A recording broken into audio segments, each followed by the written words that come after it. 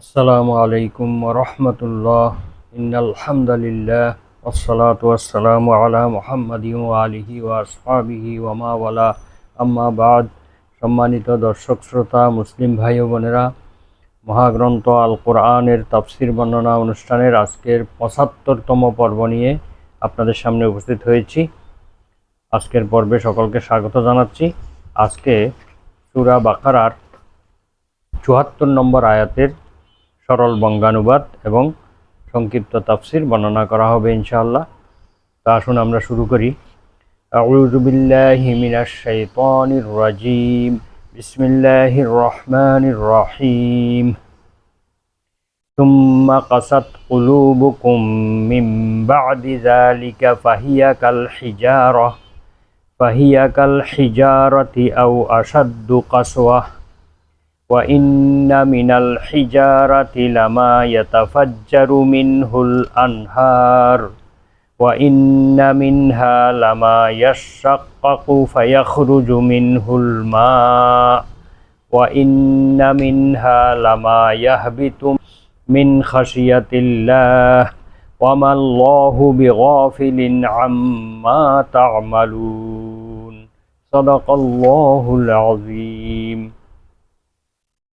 সূরা বাকারা আয়াত নং ৭৪। মহান আল্লাহ তাআলা ইরশাদ করেন, অতঃপর তোমাদের অন্তর কঠিন হয়ে গেল, তা যেন পাথরের ন্যায় অথবা তার চাইতেও কঠিন হয়ে গেল।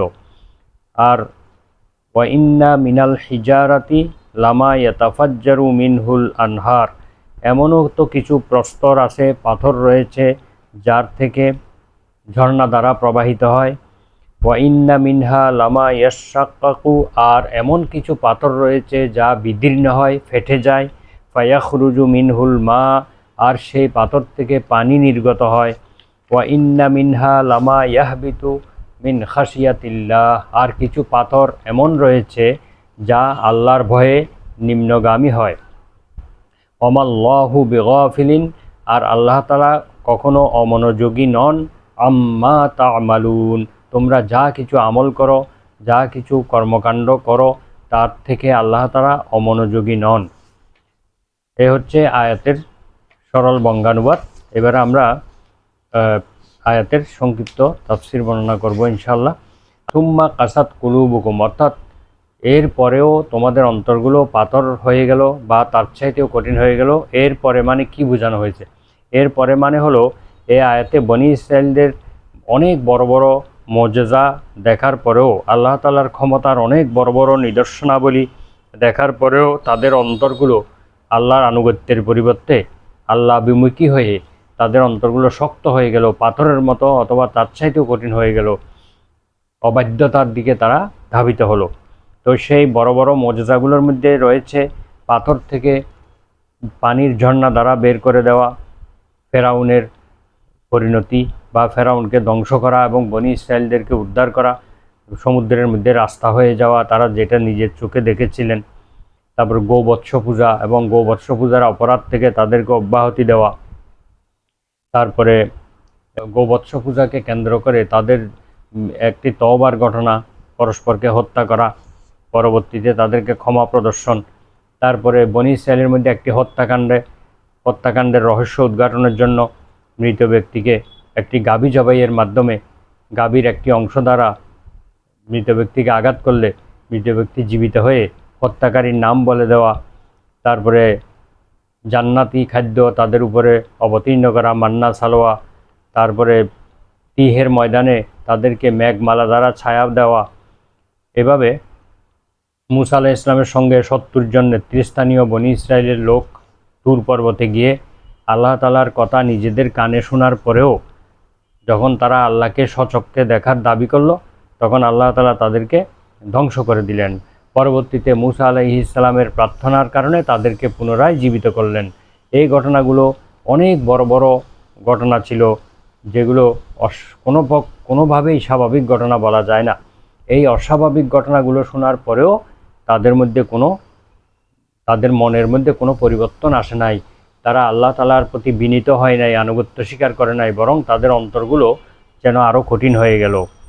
আল্লাহ তাআলা এই ব্যাপারে বলেন, পবিত্র কোরআনের সূরা হাদীদের 16 নম্বর আয়াতে বলেন, আলাম ইয়ানি লিল্লাযীনা আমানু আন তাখশা কুলুবুহুম লিযিকরিল্লাহ, যারা ঈমান এনেছে তাদের হৃদয় ভক্তি বিগলিত হওয়ার সময় কি এখনো হয়নি, সময় কি এখনো আসেনি যে আল্লাহর স্মরণে তারা তাদের অন্তরগুলো বিগলিত হবে। ওয়ামা নাজালা মিনাল হক, এবং যেই সত্য অবতীর্ণ হয়েছে তাদের প্রতি, এই সত্যের কারণে তাদের অন্তরগুলো কি বিগলিত হওয়ার সময় হয়নি। ওয়ালা ইয়াকুনু কাল্লাযীনা উতুল কিতাবা মিন ক্বাবলু, মুমিনরা যেন এমন না হয় যে তাদের পূর্বে যাদেরকে কিতাব দেওয়া হয়েছিল তারা যেমন হয়েছিল, তারা যেমন অবাধ্য হয়েছিল, সেভাবে মুমিনরা যেন অবাধ্য না হয়। ফাতালা আলাইহিমুল আমাদু ফাকাসাত কুলুবুহুম, সেই জাতিগুলোর বহুকাল অতিক্রান্ত হয়ে গেলে তাদের অন্তরগুলো কঠিন হয়ে পড়ল।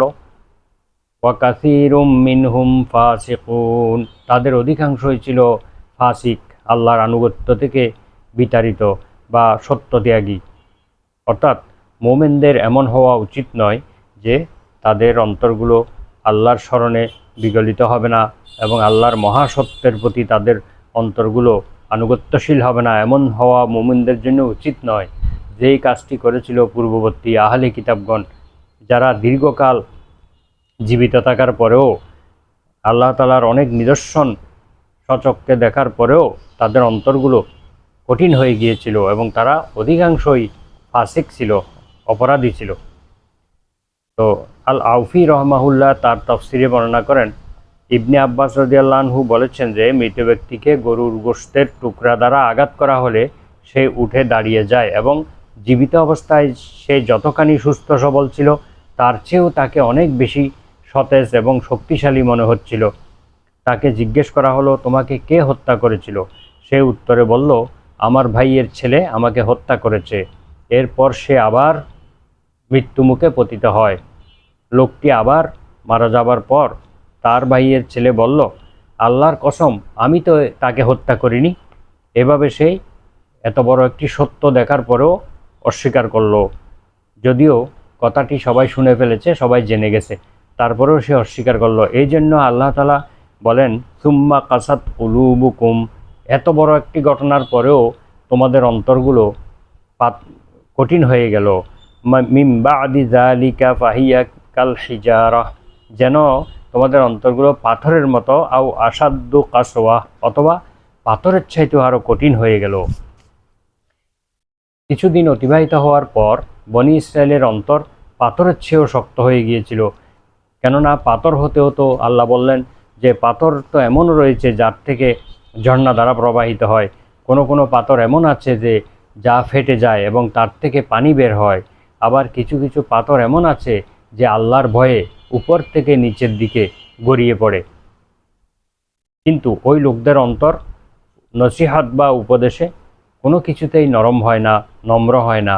মুহাম্মদ ইবনে ইসহাক রহিমাহুল্লাহ বলেন, ইবনে আব্বাস রাদিয়াল্লাহু আনহু বলেছেন, আয়াতের ভাবার্থ হলো, এমন কিছু পাথর রয়েছে যা তোমাদের হৃদয়ের চেয়েও কোমল, তোমাদের হৃদয়ের চেয়েও পাথরগুলো অনেক ভালো, অনেক কোমল, তার থেকে পানি বের হয়, ঝর্ণা দ্বারা বের হয় এবং আল্লাহর ভয়ে তারা অবনত হয়, নিচের দিকে গড়িয়ে পড়ে।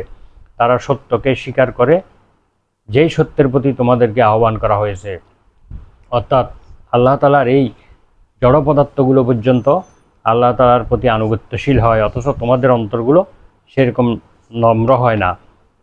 কঠিন বস্তু পাথরের মধ্যেও যে বোধ শক্তি আছে, পবিত্র কোরআনের বিভিন্ন আয়াত থেকে প্রমাণিত হয়। পাথরের মধ্যেও জ্ঞান বিবেক রয়েছে। পবিত্র কোরআনের অন্য স্থানে রয়েছে, 7 আসমান ও জমিন এবং এতদবয়ের মধ্যে যা কিছু আছে সব কিছু আল্লাহর তাসবিহ পাঠ করে, প্রশংসা করে, কিন্তু তোমরা তাদের তাসবিহ বুঝতে পারো না। ওয়া ইম মিন শাইইন ইল্লা ইউসাব্বিহু বিহামদিহি ওয়ালাকিন লা তাফকাহুনা তাসবিহাহুম, আসমান এবং জমিনে এমন কিছু নেই যে তার তাসবিহ পাঠ করে না, গুণকীর্তন করে না, অথচ তোমরা তা বুঝতে পারো না। অন্য আয়াতে আল্লাহ তাআলা বলেন, সূরা আহজাবের 72 নম্বর আয়াতে বলেন, ইন্না আরাদনাল আমানাতা আলাস সামাওয়াতি ওয়াল আরদি ওয়াল জিবাল فأبين أن يحملنها وأشفقن منها। আমি তো আসমান জমিন এবং পর্বতমালার প্রতি আমার এই আমানত অর্পণ করেছিলাম, আমার এই দ্বীনের আমানত, ইসলামের আমানত তাদের প্রতি অর্পণ করেছিলাম, কিন্তু তারা এটা বহন করতে অস্বীকৃতি প্রকাশ করলো এবং তারা এতে ভীত সন্ত্রস্ত হলো। এই দায়িত্বের বোঝা পালন করতে পারবে কি না এ নিয়ে তাদের মধ্যে ভয়ভীতি সৃষ্টি হলো। অথচ এই দায়িত্বের বোঝা ফাহামালাহাল ইনসান, এই মহা দায়িত্বের বোঝা মানুষ বহন করে নিয়েছে, মানুষ এটা গ্রহণ করেছে, অথচ তারা সেই দায়িত্ব পালনে অসমর্থ হয়ে গিয়েছে। এরপরে আল্লাহ তাআলা সূরা ইসরা এর 44 নম্বর আয়াতে বলেন, তুসাব্বিহু লাহুস সামাওয়াতুস সাবউ ওয়াল আরদু ওয়া মান ফীহিন্না। সপ্ত আকাশ, পৃথিবী এবং এই দুইয়ের মধ্যবর্তী যা কিছু রয়েছে সব কিছু তারই পবিত্রতা এবং মহিমা ঘোষণা করে, সমস্ত জিনিস আল্লাহর তাসবিহ বর্ণনা করে। ওয়ান নাজমু ওয়াশ শাজারু ইয়াসজুদান, সূরা রহমানের 6 নং আয়াতে আল্লাহ বলেন, তারকা এবং বৃক্ষরাজি আল্লাহ তাআলাকে সিজদা করে। আল্লাহ তাআলা আরো বলেন, আওয়ালাম ইয়ারাউ ইলা মা খালাকাল্লাহু মিন শাইইন ইয়াতাফাইয়াউ যিলালুহু আনিল ইয়ামিনি ওয়াশ শামাইলি সুজ্জাদাল লিল্লাহি ওয়া হুম দাখিরুন। তারা কি লক্ষ্য করে না আল্লাহর সৃষ্ট বস্তুর প্রতি, যার ছায়া ডানে এবং বামে হেলে পড়ে আল্লাহ তাআলার প্রতি সিজদা অবনত হয়, ও তারা অত্যন্ত বিনম্রভাবে আল্লাহর প্রতি সিজদা অবনত হয়। অন্য আয়াতে এসেছে, ফাকালা লাহা ওয়ালিল আরদি ইতিয়া তাওআন আও কারহা ক্বালাতা আতাইনা তাঈঈন। আল্লাহ তাআলা আসমান এবং জমিনকে উদ্দেশ্য করে বলেন, তোমরা আনুগত্যশীল হয়ে অথবা আনুগত্যবিহীনভাবে, ইচ্ছায় বা অনিচ্ছায় তোমরা আসো। তখন আসমান এবং জমিন বলল, আমরা আসলাম আপনার আনুগত্য স্বীকার করে। সূরা হামিম সিজদা 11 নম্বর আয়াতে কথা বলা হয়েছে। আল্লাহ তাআলা আরো বলেন, ওয়ালাউ আনসালনা হাযাল কুরআনা আলা জাবালিন লারাআইতাহু খাশিআম মুতাসাদ্দিআম মিন খাশিয়াতিল্লাহ। আমি যদি এই কোরআনকে কোনো পাহাড়ের উপরে অবতীর্ণ করতাম তাহলে তোমরা দেখতে পেতে যে এই পাহাড় আল্লাহর ভয়ে চূর্ণ বিচূর্ণ হয়ে গিয়েছে, বিদীর্ণ হয়ে গিয়েছে, সেটা তোমরা দেখতে পেতে। কিয়ামতের দিন মানুষের অঙ্গ প্রত্যঙ্গগুলো কথা বলবে। এই ব্যাপারে আল্লাহ তাআলা বলেন, ওয়াকালু লিজুলুদিহিম লিমা শাহিদতুম আলাইনা ক্বালু আতাকানাল্লাহু আতাকা কুল্লা শাই। লোকেরা বলবে তাদের চামড়াগুলোকে, তাদের অঙ্গ প্রত্যঙ্গকে, লিমা শাহিদতুম আলাইনা, তোমরা আমাদের বিরুদ্ধে কেন সাক্ষ্য দিচ্ছ? কারণ কিয়ামতের দিন মানুষের অঙ্গ প্রত্যঙ্গগুলো কথা বলবে। মানুষ যখন মিথ্যা কথা বলবে, অস্বীকার করবে, তখন তাদের অঙ্গ প্রত্যঙ্গগুলো তাদের বিরুদ্ধে সাক্ষ্য দিবে। তখন অঙ্গ প্রত্যঙ্গগুলো উত্তরে বলবে, ক্বালু আনতাকানাল্লাহু আনতাকা কুল্লা শাই। আল্লাহ তাআলাই আমাদেরকে কথা বলার শক্তি দিয়েছেন, বাকশক্তি দিয়েছেন, যিনি সকল বস্তুকে বাকশক্তি দিয়ে থাকেন। তাহলে এই আয়াত থেকে বোঝা যায় যে, এই আয়াতগুলো থেকে বোঝা যায় যে আল্লাহ তাআলার আকাশ, জমিন, জড় পদার্থ সব কিছুর বাকশক্তি রয়েছে, কথা এবং তাদের বোধ শক্তি রয়েছে, অনুভূতি রয়েছে। সবাই আল্লাহ তাআলার প্রতি আনুগত্য প্রকাশ করে, তারা সবাই আল্লাহ তাআলাকে মেনে চলে। মহানবী সাল্লাল্লাহু আলাইহি ওয়াসাল্লাম উহুদ পাহাড় সম্পর্কে বলেছিলেন, এই পাহাড়টি আমাদেরকে ভালোবাসে এবং আমরাও একে ভালোবাসে। ইউহিব্বুনা ওয়া নুহিব্বুহু, আমরা উহুদ পাহাড়কে ভালোবাসি, উহুদ পাহাড়ও আমাদেরকে ভালোবাসে। তাহলে বোঝা গেল একটা পাহাড় একটা জড় পদার্থ বলি আমরা, কিন্তু তার মধ্যেও মানুষের প্রতি ভালোবাসা রয়েছে। আরেকটি হাদিসে এসেছে যে খেজুর কাণ্ডের উপরে হেলান দিয়ে রাসূলুল্লাহ সাল্লাল্লাহু আলাইহি ওয়াসাল্লাম মসজিদে নববীতে খুতবা দিতেন, মিম্বর তৈরি করার পর সেই কাঠটি সরিয়ে ফেলার ফলে সেটা অজোরে কাঁপতে থাকে। এই সংক্রান্ত একটি হাদিস যেটি বুখারী শরীফে এসেছে। সহিহ বুখারীতে যে হাদিসটি এসেছে, বুখারীর 3584 নম্বর হাদিস। হাদিসটা হলো এই, আন জাবির ইবনে আব্দুল্লাহ রাদিয়াল্লাহু আনহুমা, জাবির ইবনে আব্দুল্লাহ রাদিয়াল্লাহু আনহুমা থেকে বর্ণিত, আন্নান নবিয়্যা সাল্লাল্লাহু আলাইহি ওয়াসাল্লাম কানা ইয়াকুমু ইয়াউমাল জুমআতি ইলা শাজারাতিন আও নাখলাতিন। মহানবী সাল্লাল্লাহু আলাইহি ওয়াসাল্লাম জুমার দিনে একটি গাছ অথবা খেজুর গাছের কাণ্ডের পাশে দাঁড়িয়ে খুতবা দিতেন। ফাকালাত ফাকালাত ইমরাতুম মিনাল আনসার আও রাজুলুন, অতঃপর আনসারীদের একজন মহিলা অথবা একজন পুরুষ বললেন, ইয়া রাসূলুল্লাহ, হে আল্লাহর রাসূল, আলা নাজআলু লাকা মিম্বারান, আমরা কি আপনার জন্য একটি মিম্বর স্থাপন করব না? ক্বালা ইন শি'তুম, নবী করিম সাল্লাল্লাহু আলাইহি ওয়াসাল্লাম বললেন, হ্যাঁ, যদি তোমরা ইচ্ছা করো দিতে পারো। ফাজআলু লাহু মিম্বারান, অতঃপর সকলে মিলে একটি মিম্বর স্থাপন করলেন মসজিদে। ফালাম্মা কানা ইয়াউমুল জুমাআতি, অতঃপর যখন জুমার দিন আসলো, দাফা ইলাল মিম্বরে, তখন মিম্বরটি স্থাপন করা হলো। ফাসাহাতিন নাখলাতু সিয়াহাস সাবিয়্যি, অতঃপর এই খেজুর গাছের এই কাণ্ডটি তখন শিশুর মতো চিৎকার করে কাঁদতে লাগলো। তারপর নবী করিম সাল্লাল্লাহু আলাইহি ওয়াসাল্লাম এর থেকে নেমে তাকে জড়িয়ে ধরলেন। তা ইন্নু আনিনাস সাবিয়্যিল্লাযী ইউসাক্কানু, এই গাছটি শান্ত না হওয়া পর্যন্ত শিশুর কান্নার মতো শব্দ করতে থাকলো। তারপর তিনি বললেন, ক্বালা কানাত তাবকি আলা মা কানাত তাসমাউ মিনাজ যিকরি ইনদাহা, এই গাছটি কাঁদছিল এই কারণে যে সে তার পাশে আল্লাহর জিকির শুনতো, আল্লাহর কথা শুনতো, নবী করিম সাল্লাল্লাহু আলাইহি ওয়াসাল্লামের খুতবা শুনতো, এই জন্য এই জিকির শুনতে না পারার কারণে সে কাঁদছিল। মহানবী সাল্লাল্লাহু আলাইহি ওয়াসাল্লাম আরও বলেন, আমি মক্কার ওই পাথরকে চিনি যা আমার নবুয়তের পূর্বে আমাকে সালাম করত। হাজরে আসওয়াদ সম্পর্কে মহানবী সাল্লাল্লাহু আলাইহি ওয়াসাল্লাম বলেন, যে ওকে সত্যের সাথে চুম্বন করবে কিয়ামতের দিন সেটা তার ঈমানের সাক্ষ্য দেবে। এই ব্যাপারে হাদিস রয়েছে, আন ইবনে আব্বাস রাদিয়াল্লাহু আনহুমা ক্বালা ক্বালা রাসূলুল্লাহ সাল্লাল্লাহু আলাইহি ওয়াসাল্লাম ফিল হাজরে, ইবনে আব্বাস রাদিয়াল্লাহু আনহুমা থেকে বর্ণিত, তিনি বলেন রাসূলুল্লাহ সাল্লাল্লাহু আলাইহি ওয়াসাল্লাম হাজরে আসওয়াদ সম্পর্কে বলেছেন, ওয়াল্লাহি লায়াবআসান্নাহুল্লাহু ইয়াউমাল কিয়ামা, আল্লাহর কসম, এই হাজরে আসওয়াদকে কিয়ামতের দিন আল্লাহ তাআলা উঠাবেন, জীবিত করবেন, অথবা তাকে অনুভূতি দান করবেন। ওয়ালাহু আইনানে, তার দুইটি চোখ থাকবে, ইয়াবসুরু বিহিমা, সে এই চোখ দুইটি দ্বারা দেখবে। ওয়ালিসানুন ইয়ান্তিকু বিহি, এবং তার একটি জবান থাকবে, যেই জবান দ্বারা সে কথা বলবে। ইয়াশহাদু আলা মানিস তালামাহু বিহাক্কিন, যেই সত্য সহকারে আন্তরিকতার সাথে এই পাথরকে ইস্তিলাম করবে, এই পাথরকে স্পর্শ করবে, কিয়ামতের দিন সে তার ঈমানের সাক্ষ্য দেবে, তার পক্ষে সাক্ষ্য দেবে। তো এই আয়াতগুলি থেকে বোঝা যায় যে এখানে সমস্ত জড় পদার্থ হোক, সৃষ্টিজীব, সবার অনুভূতি রয়েছে, সব কিছু আল্লাহর আনুগত্য করে। এখানে আল্লাহ তাআলা বলেছেন, আউ আসাদ্দু কাসওয়াতান, তোমাদের অন্তরগুলো পাথর হয়ে গেল অথবা তার চেয়েও কঠিন হয়ে গেল। এখানে আউ শব্দটি শাব্দিক অর্থ হলো অথবা। তো এই ব্যাপারে ইমাম কুরতুবী রহমাহুল্লাহ এবং ইমাম রাজি রহমাহুল্লাহ বলেন যে এটা ইচ্ছার স্বাধীনতার জন্য এসেছে। কারো কারো মতে এটার ভাবার্থ হচ্ছে কতকগুলো অন্তর পাথরের মতো শক্ত এবং কতগুলো অন্তর তার চেয়েও বেশি শক্ত।